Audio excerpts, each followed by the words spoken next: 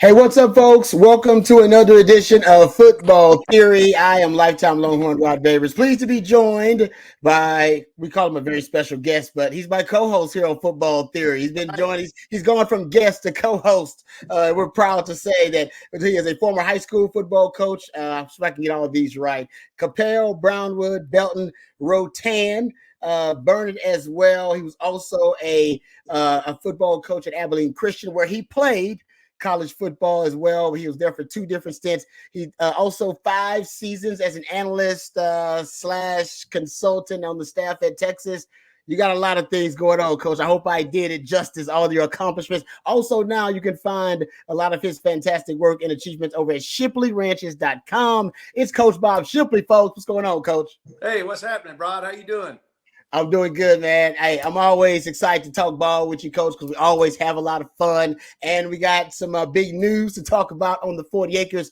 We've been, theorizing, hypothesizing about who the next D-line coach is going to be at Texas. We no longer have to do that. We do have a name, and it looks like Texas has figured out who the next D-line coach is going to be. So we'll talk about that. We'll also get into, I have a theory about the speed that stockpiling on offense. He's bringing a lot of speed. Silas Bolden, Isaiah Bond, even Amari Nyblack at the tight end position. He's got a lot of speed that he's bringing in, and I have a theory about what he's going to do with all that speed. I want to get coach's thoughts about that. We'll do that. Also, Texas hired a defensive analyst. Coach at one point was an analyst on the 40 acres, so we can get coach's thoughts about that. He's a wealth of knowledge, so we want to make sure we pick coach's brain and do all that. Before we do that, though, Coach, just want to get your thoughts about how everything's going. How's the family? Because everybody wants to always know about the Shipley family. You guys are a legacy at the University of Texas of sorts. So everybody always asking me, "Hey, Rod, how's the family, man? How's Coach Shipley? How's Jordan? How's Jackson?" So I'll just pass on the questions, Coach. How's the family? How's Jordan? How's Jackson? How the kids? How the wives? All that. Oh man, we're blessed. We are so blessed. We had a late Christmas. We did the New Year's Eve, New Year's Day, Christmas between watching games and all that stuff. But Nice. We're blessed, man. Got 10 grandkids, and as we talked about, I got married last year. My wife passed away, and we got married last year, and got 3 more grandkids with that. And so anyway, it's crazy. 3 more kids, and so now I guess I've got 7 kids and 13 grandkids. So there's never a dull moment for sure. But yeah, the boys are doing good. They're hitting that real estate, and they're also involved in other things. Jordan is involved in. He was involved in kind of help getting a Young Life group started in Burnett. He's moved from Austin to Burnett. Nice. He developed a bunch of. If you're looking for a lot around the golf course, Delaware Springs is a city course in Burnett, but it's a really nice course. And Jordan and some guys have gone in there and bought a lot of that land has not been developed, so they're selling golf course lots and acreage and stuff around the golf course. And he built the whole number 15. The whole 15 fairway is his. He got like 10 acres, and he's got more deer than he has golfers right now. There's deer everywhere back there. But anyway, they're doing really good. And Jackson is doing a lot of. Jackson handles all of our media stuff. He runs the drone and cameras. He's very talented with the technical stuff. He writes up all the descriptions on our properties. And then he does a lot of mission work on the side with, he's in the past and is working on some future international football camps with a Christian based theme. And then he does a lot of speaking around to high school kids and youth groups and things like that. He's just, he's on fire for the Lord, man. And he's just trying to get the good news out, the good news of the gospel out there. And so I'm proud of those boys and their family. And I've got 8 grandsons. So surely out of 8, I told them, man, 8. And the oldest one's like 6 years old, 7-year-old boy. So I'm like, surely in about 10 years, I'll be back coachable. I'll be in the market again. I'll be marketable again as a coach. Maybe I was always a lot better coach when one of my boys was playing than I was without him. That is good. Hey, Coach, I ain't gonna say. You know what? I'd buy some of that Shipley stock, man. I would. You know what I mean? I'm telling you, man, that's good stock right there. That's good stock. All right, Coach. We appreciate the update on the family. Before we get started, we also appreciate our sponsor. Once again, on Football Theory, it is Austin Realtor Laura Baker. We appreciate her support as always. That's what Football Theory is brought to you by accomplished Austin Realtor Laura Baker. Laura and the Andy Allen team at Keller Williams can handle all of your real estate needs in the Austin area. Laura is not only a diehard Longhorn fan, but a longtime Austin real estate experts. Please give her a shout if you have any needs or any concerns about Austin real estate. 512-784-0505. 512-784-0505. Thank you to Laura Baker. Okay, let's get right to it, Coach.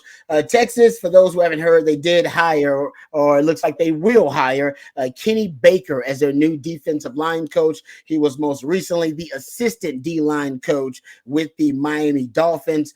Miami Dolphins, for those who know, it's been a shakeup there. Vic Fangio is leaving. Looks like he's going to be the defensive coordinator with the Philadelphia Eagles. So because of that shakeup, looks like there was an opportunity there. It looks like Sark decided that he wanted to go with a young, up-and-coming, fast-rising coach in Kenny Baker. We'll go through his resume here in a second and break it down. He spent some time at Berry College. He spent some time at Mercer College as well. That was most recently before he went to the NFL.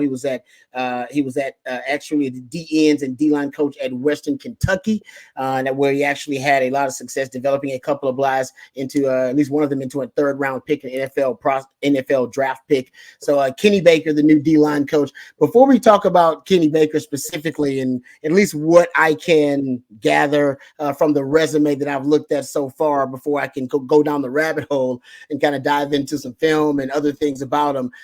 Coach, I want to talk to you about assembling a coaching staff. I mean, not a lot of people have done that. You've done it several times. You've hired coaches who, while you've already had a coaching staff, I'm sure you had to hire a coach. Unfortunately, you're probably sure you had to, fire a coach too. What goes into, and what are you prioritizing when you hire a coach?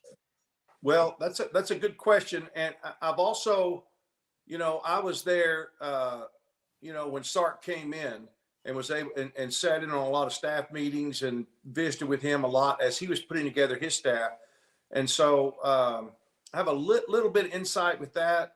And a lot of it is just, what I'm going to talk to you about are things that are obvious to everybody, but you might not have thought about them, but things that I know, just some things in general whether you're hiring a high school coach or a college coach, there's a lot of things to consider. And just know this, that the few months that I worked with Sark, he didn't just pick up the phone and decide to hire this guy. He's been doing a lot of behind the scenes work, checking this guy out. We hadn't been able to find the connection, between he and Coach Sark, but I promise you, he's done his homework on him. And so, I think the first thing you look at, obviously, is a guy's reputation. How do other coaches view him? How is he perceived in the coaching ranks? And there's a lot of calls that you can make behind the scenes to try to find that. That's the thing. You don't call the people they put down as references. What do you think they're going to say? You ain't going to put anybody on your reference list. You're not going to say good things. I very rarely call references that they put. I would, just to check the box, but I want to call other people that can tell me the straight on him. I want to know straight up what's he like in this situation, that situation. And so I have full confidence that Sark, has done that. But, so you look at the obvious things, their reputation, their experience, how their experience matches what we're looking for in a coach. And then other things that are, that are non-negotiable, like, one of the first things is obviously loyalty. Is this going to be a guy that is loyal to the people that he's working for, the university, the head coach, the coordinator, all those things. And then another one, I think that you hire a guy, I think character is incredibly important. Somebody's character. You don't want to ever hire anybody that's going to embarrass you or the university, by some shenanigans or, whatever. And you don't always know, what a guy's got, but, you can check him out pretty good. character is very important. Is he a team first guy? Is he what they call a kid magnet? Going to be a great recruiter. Obviously, recruiting is huge. You can develop them, coach them, but you got to be able to get them in there. What kind of family guy is he? I want guys that are, because when you're recruiting, and this, when you're recruiting and you bring guys on campus, your wife is very involved actively in these recruiting. Yes, she is. Yep. And so does my wife love football? Does this guy's wife, is she a great coach's wife? If she's not, that makes it really hard on a coach when, he's being tugged on both directions at home. Mama wants him at home, but he's got his obligation to the coaching staff and the kids and the team and, recruiting and all that stuff. So, if he is married, what's his family like? What's his wife like? Is she going to be a good recruiter? Because she's going to be spending time with your recruits' mamas, when they're coming on campus. So is she a good salesperson as well? It matters.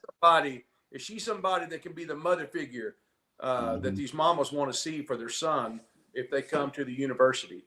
And so that tells me how is this coach with relationships? Unfortunately, there's some people that are just not good in relationships, and they're good coaches, but they're just not good in relationships. And because this is somebody that's got to come in. I'm assuming this coach doesn't have a lot of experience in the state of Texas. I don't know. But as you know, I think building relationships with high school coaches is really big, and it's key. Not that a guy can't have a past, maybe he doesn't have any experience with coaches in Texas. That's okay.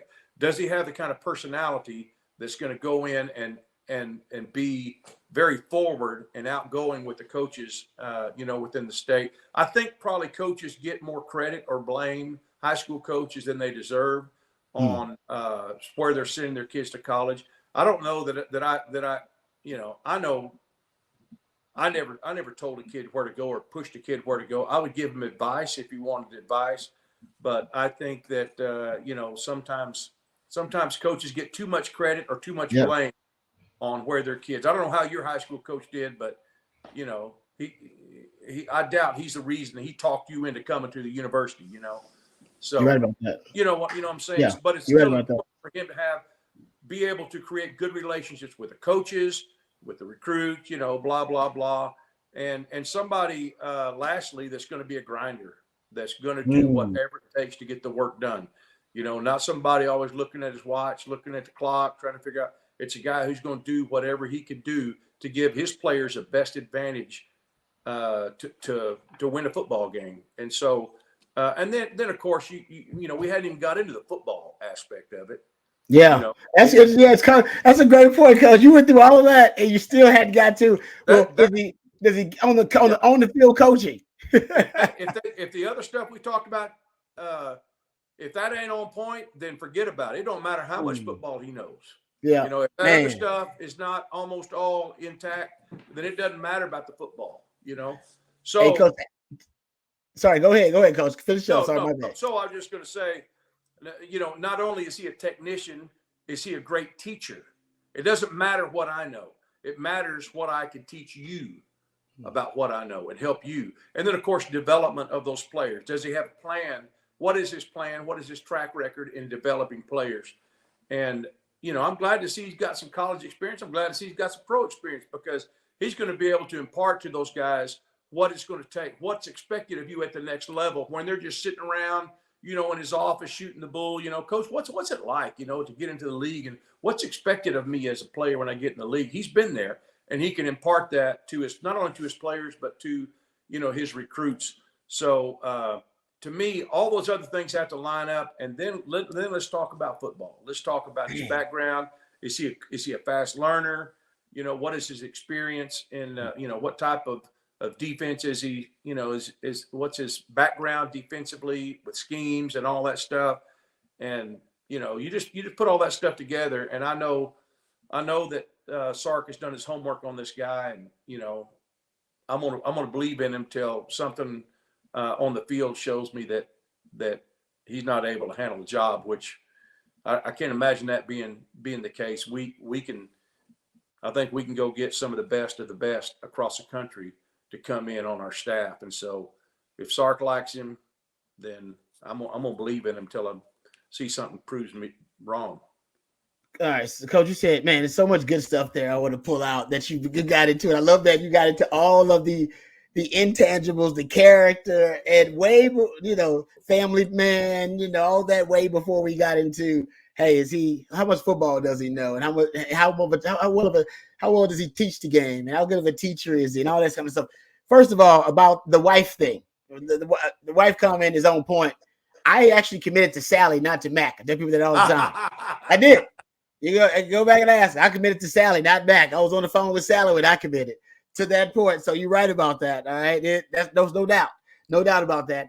And second, another thing you brought up that I thought was really interesting, when you started talking about at the end, you said you wanted a grinder, somebody who's just a grinder. I think that's why he went relatively young too.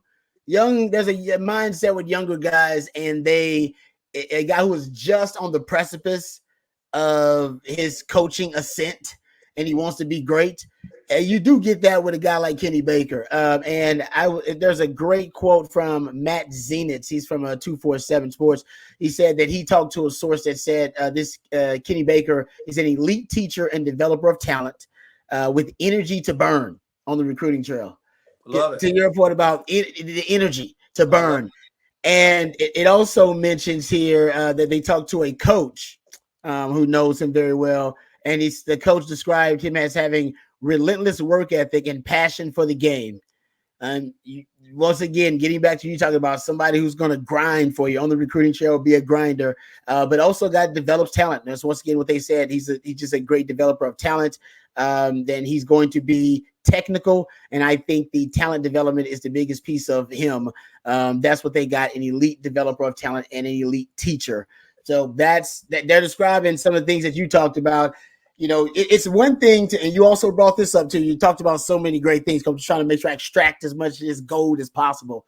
You also talked about how, in an interview setting, there are a lot of people that can talk the game. They can talk it. I can talk it. Like, I can talk it. Can you teach it?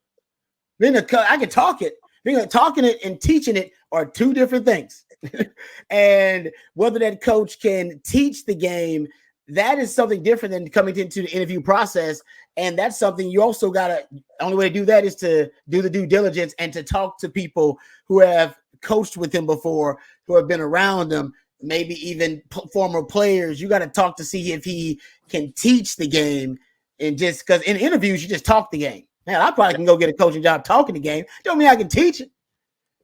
And I think that's what I'm saying about him. I think that's the difference you're talking about there, Coach, right? Yeah, and the key thing is what I always look for. And again, I think it don't matter if you're hiring a coach at junior high, high school, junior college, NFL. A lot of these things will hold true. The thing about it is he versatile with his teaching? That's important to me. In other words, I can't remember some Hall of Fame great coach we've all know, college coach, I believe it was. I can't remember who it was, but he said something to the effect of, I don't have to find. I've got to find a way not to move one man. I got to find, for example, 13 different ways to motivate 13 different players. In other words, they're not all alike. Some guys, we talked about before, you scream and yell at them, they'll run through the wall. Other ones, that's not their deal, man. Talk to me like a man, don't. And so somebody that understands there's different learning styles. There's different, some people have to see it. Others can hear it. Others have to actually do it. They're kinesthetic learners and auditory learners and visual learners and, all these things. And some of them just, they don't ever get it because the coach never found the right way to push their button, and I'm hoping he's the kind of guy that can across the board reach kids and understand each kid's a little bit different in how they learn and maybe what makes their motor, rev a little bit. No, it's a good point. Just like any teacher in the classroom, right? Every student in that classroom is going to learn a little bit differently, right. Have a different motivation. And, that's why teachers are underpaid, but you figure out motivation for every kid and find the best way. Yep. Yeah. It's just the football fills the classroom. That's the difference, right? Right. Yeah. Okay, so let's get into his resume. Some things that I thought. First of all, he started his coaching career as a coaching assistant, a student assistant at Gardner Webb, and that's where he played. By the way, he played at Gardner Webb. He was a great player there at Gardner Webb, 4-year letterman, defensive player of the year for them, a team captain, 3-year starter. Actually ended up, I believe, getting his master's degree too. So he's a smart guy. In the dean's list. And after that, right after his career is over, he becomes a student assistant there at Gardner Webb. Then goes back to the high school ranks, back around where he's from. He's from Georgia.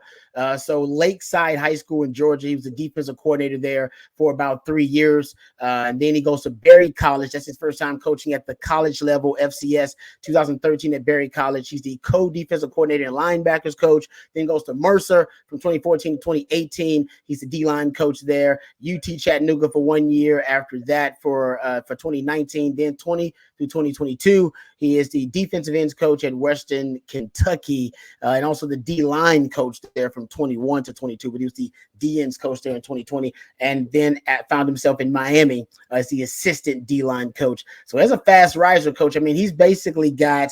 I mean, you're talking about total for him. About 5 years at the FBS and NFL level of coaching.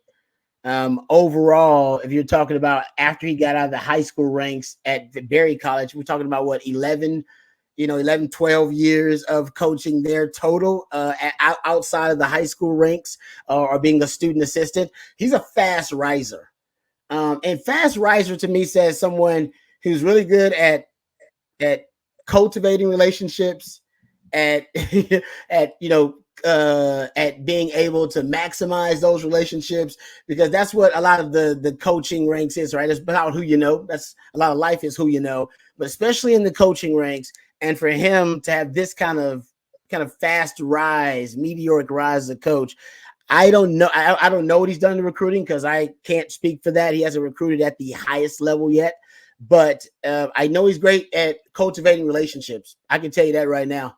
Otherwise, you don't rise that fast. You don't get to the NFL and rise that fast without being able to network really well. And networking is all about who you know, getting to know someone, cultivating that relationship, and being able to maximize it. I can tell you right now, just looking at the resume, he does that well. Yeah. Also, yeah, look at why. That's his first recruiting job right there.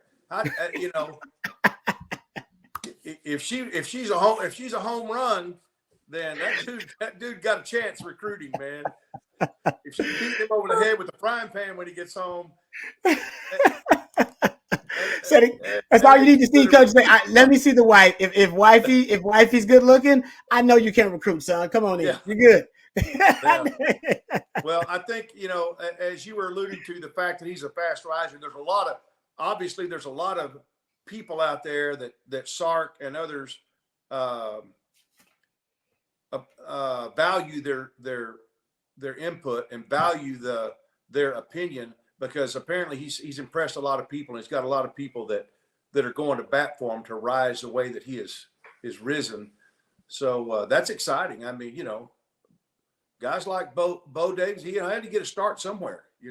Somebody took a chance on him, and I'm hoping this is a guy that will be with us for a long time, and will just take our defensive line, onto the next level and be consistent at that level.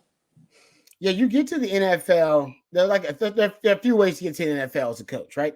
You either get there because you have a groundbreaking, revolutionary scheme or technique that everybody recognizes, so they've came to study it, and you get that respectability. Nepotism, it's a family business. Just good, you can play. I mean, that's a lot. That's like a third of the league, basically, pretty much. And or you, like I said, you got connections, right? You're a fast riser, kind of like Kenny Baker is, and the league is you're a developer of talent, because the league is all about, can you develop talent? Right? Even the charisma you talked about and character you talked about doesn't matter as much in NFL, because they want to know, man, can you develop talent? Right. That's what we're trying to do. And I want to say the two things I would check for him is he definitely got connections, because he's a fast riser, as we just talked about. But, going back to the quote from 247 Sports, looks like he maybe a guy that can develop talent really well. And even at his resume, there are a lot of guys in his tenure there at Mercer, at Western Kentucky, D'Angelo. If you go look at, I believe his name is D'Angelo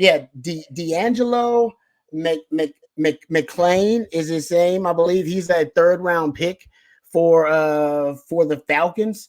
He's a guy that was the defensive player of the year apparently while he was there. There have been some players that have achieved and had their best career seasons under him, and I think maybe that's something Sark is looking at. Obviously, Sark, I'm with you. Sark has he's earned the benefit of the doubt, even if you have doubts about this coaching hire by Sark. Yeah, it's not a big name. It's a guy that 99% of us have probably never heard of before. But don't let that fool you. Don't let that fool you. That doesn't mean that he's not going to be a great coach or that he's not already doing great things. Now he's going to have his work cut out for him because there has been a level of expectation that has been set. You've got the best two defensive linemen in the conference. In the Big 12 this past year, and maybe as good a group as there was in college football, or at least in the top two or three. So that bar set up there, and if our defensive linemen don't come in next year and dominate or play exceptionally well like we did this past year, that's not necessarily a knock on him. He's got to have a little time to develop his players and his style. But I mean, everybody wants a seamless transition, obviously. But we need to be patient with it, and the proof will be in the pudding. D'Angelo Malone is the young man's name. He was drafted in the third round out of Western Kentucky. Really good player. Probably the most notable of all of his developmental projects since he's been an assistant coach. But at the NFL level, like I said, you don't get to the NFL level without being able to develop talent. That's the name of the game at the NFL level. All right, that's it's interesting that Sark, once again, Chris Jackson was kind of like this too. I'll just throw it out there. Nobody really thought that was a splash hire, and it wasn't necessarily a hot or a big name, but Chris Jackson ended up being a really good hire. I think Sark's looking for a lot of different things, as you mentioned, Coach, when he is identifying the right coach for his staff and the fit with his staff too. I think that's important. Okay. Before we, and by the way, he'll have a new transfer portal acquisition to work with as well in Tia Savea. I would try to say his name, but I'll probably screw it up, and I don't want to disrespect the man. But Tia Savea, he's coming out of Arizona, and he is a defensive tackle, about 6'4", 305. He is the latest transfer portal acquisition. They need bodies at defensive line. They also need the coach. They do have a coach in Kenny Baker, and hopefully Kenny Baker can get the most out of that defensive line room. All right, before we get out of here, there's a couple other things that I want to get into. Texas did hire a defensive analyst. We talked about that. William Gay was hired as a defensive analyst, the 11-year veteran out of the NFL, was with Pittsburgh for most of that time. Coach, once again, and we asked you about this, as I said, we covered the analyst thing, but were you ever given a special project as an analyst at Texas? Just one specific concept or item or position group or even some issue to look at, or was it all more just broad stuff? Yeah, well, I did. I mean, when I was working with Bo Davis and Oscar Giles defensively, just in terms of the season itself, I would go through and break down every film that we had on our opponents and their blocking protection, pass blocking protection. That was my deal. What kind of protection were they using? Was it a slide protection, man on man, big on big, what we used to call it Bob. What all their different pass protections and try to break that down in every way you could possibly imagine. Down and distance, formation, everything. That's kind of what I did. But I think that it's a blank canvas for these guys. I mean, there's you can take them any direction that you want. It might depend on what this guy's experience is and maybe what his background is. And even technology wise, you're very limited on some things you can do if you don't know, how to use the XO system, That's true too. and it doesn't take a long time to learn, but it is, it can really slow a guy down. But, I think that, you've got, first of all, you've got a student assistant, typically, not always, sometimes, who's basically like a ball boy, kind of. I mean, he ain't doing any Running coaching. errands. Yeah. He's running errands. He's going and Yeah. getting this and so forth. And then you have your graduate assistants, and they are the ones, a lot of times that are, doing the grunt work, and they're getting the guys to study hall, and they're making sure they're in class, and they're doing, and they're trying to just learn as much as they can. They don't have it really responsibility as much. But then you get analysts in there, guys who have kind of been there, done it, and are on maybe the verge of getting a full-time, FBS coaching job. Then you're going to give those guys more responsibility. I just think I don't have any idea what their plans are, with that, but it's not as much recruiting as it is, just the X's and the O's, and going and breaking down potential playoff opponents, and things like that. Just going through and making sure there's no stone left unturned in preparation. There's a ton of things they can do, and they can obviously recruit on campus, but those guys mainly are hired to, to come in and add what they can, when they can, where they can. And again, I don't know what his specialty is, what his background is necessarily, but I know that there's a lot that they can give to the program, and if they'll let them have a voice. What's your experience in this? What's your experience? Hey, coach, we saw a team that did that, and this is what we did, and this is what we did. And it's just another mind in there to help everybody putting their stuff together for the good of the cause. Coach, I love it, Matt. You just hit the nail on the head of everything I wanted to get into here, because he spent time with the Pittsburgh, most of his time with the Steelers. He's drafted by the Steelers initially, and then he went to, I think, Arizona for a year, came back and spent like another 4-year stint with them. So out of his 11 years in the league, they say 10 or 9 of them are with the Steelers, if I'm not mistaken. And Dick LeBeau, and you know of Dick LeBeau. Dick LeBeau is one of the greatest defensive minds in the history of football at any level. And he's a defensive back guy, Dick LeBeau. Mike Tomlin, the head coach, and by the way, Mike Tomlin was my DB coach when I was with the Tampa Bay Bucks. He's initially a defensive back coach, but became a defensive guru, and eventually became the head coach of the Pittsburgh Steelers. So just being around that amount of knowledge and defensive wisdom for almost a decade, he definitely picked up a lot of secrets. They like him and his football acumen, not only because they brought him back twice. It's the Steelers we're talking about, one of the classiest organizations in sports, but they also had him as his first, I believe, job as a basically an assistant.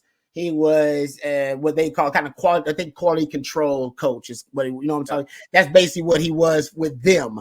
Right after he got done with the Steelers. So essentially he's had 3 stints with the Steelers, 2 as a player and 1 as a quality control coach. Steelers like him. Mike Tomlin likes him. That's kind of enough for me in terms of vetting him as character. But just what you said, when he comes in and he can present to you certain ideas and certain solutions that the Steelers used when they were presented with the very same issues over that decade, maybe something you haven't thought about. And you also point out that, yes, sometimes they can get appointed with special tasks or different concepts to look at. I would put him as a DB, just pointed out his background. I would put him on a self-scouting mission to look at all of the past defensive reps throughout the season and see if he can help Texas deal with their defense against targets, defending targets to bunch formation and defending inside breaking routes better with leverage and defending things like empty formation. These are things that I brought. I would tell him, I need you to give me all these solutions and ideas that Dick LeBeau and Mike Tomlin had all throughout the years to defend these concepts. And I'll just sit them in the dark room and let them do it, because for the last 2 years, Texas has struggled with inside breaking routes. They've allowed opponents to, last season, this is 2 seasons ago in 2022, 9.4 yards per attempt to any inside breaking routes. This year, they were at 8.6 yards per attempt to inside breaking routes. Targets to bunch formation, Texas allowed 11.5 yards per attempt, and targets to bunch formation. It's something that has plagued Texas for 2 years now. Even though the defense improved, the central nervous system of the defense looks really good. That's up the center. They've still struggled to defend these concepts for the last 2 years. And I'm not saying that PK and the coaches can't handle it, but I wonder if this would be one of the special projects that they would put William Gay on, who got a lot of NFL experience, who has experience in a background with some of the best defensive minds in the NFL in the last decade plus. And if he can bring some of those solutions to the 40 acres about defending some of those troublesome concepts, because that's essentially what you kind of described to me just now. Yeah, I think that's huge. That the self-scouting is has to be done on both sides of the ball. You think, well, we want to self-scout on offense because we want to know what tendencies they're looking at, and this is what so you start figuring tendency breakers. Well, the same thing on defense, and it's hard for a full-time coach who's recruiting all year long. You're recruiting, and you're also trying to keep up with your kids that you're coaching, make sure they're visiting with your academic staff to make sure they're at class where they're supposed to be. They got big tests coming up. There's so many things on the, you've got a limited number of full-time coaches, but the analysts are really a quality control type guy. And those are the great guys to come in and do self-scouting. And I think your game plan of using him was right on. I think that makes so much sense because he obviously has had success as a player. But he's also had, everybody gets beat. Every DB has been beat numerous times. Yep. And so you work on things to overcome. I mean, it's not like he probably has some really good thoughts on how to defend the deep ball, like you're talking about, and that's a tough thing. When do you turn? When do you turn? When do you, how do you read the eyes? All those things that you've talked about before in our theory shows, it's a guy who's done it at the highest level possible for a lot of years. And so I think you're spot on. I think that would be brilliant if they use him in that capacity. And again, it's all for the good of the cause, man. It's all for the good of the cause, and whatever we can pick up, little tidbits, little coaching nuggets, all those things. You never know what little nugget is going to make the difference and going to click with a player or two to get you to the level that you want to be at, that you've been lacking. Yep. Totally agree. All right. Before we get out of here, let's thank our sponsor one more time. I know I said we'd get to some other things, but Coach and I, when we talk ball, we just, it ends up going a little bit long. So next week, I promise I'll get to the idea that I think Sark has for this collection of speed, him stockpiling all the speed. We'll get to that. I promise we'll do that next week and talk a little bit more offense. We talked a lot of defense today. But Football Theory brought to you by the accomplished Austin realtor, Laura Baker. Laura and the Andy Allen team at Keller Williams can handle all of your Austin real estate needs in the Austin area. Laura is not only a diehard Longhorn fan, but a longtime Austin real estate expert. Give her a shout at 512-784-0505. That's 784-0505. Thank you to Laura Baker and her team. Thank you to you too, Coach. Appreciate all the knowledge. Every time I leave Football Theory, I leave a smarter football fan. I do. And I'm sure the folks out there feel the same way. Thank you, Coach. Oh, my pleasure, man. Thanks. I enjoy hanging out with you, man. All the time. And we all enjoy hanging out with you guys. Thank you guys for watching another edition of Football Theory and join us next week. And until then, hook 'em. Hook 'em.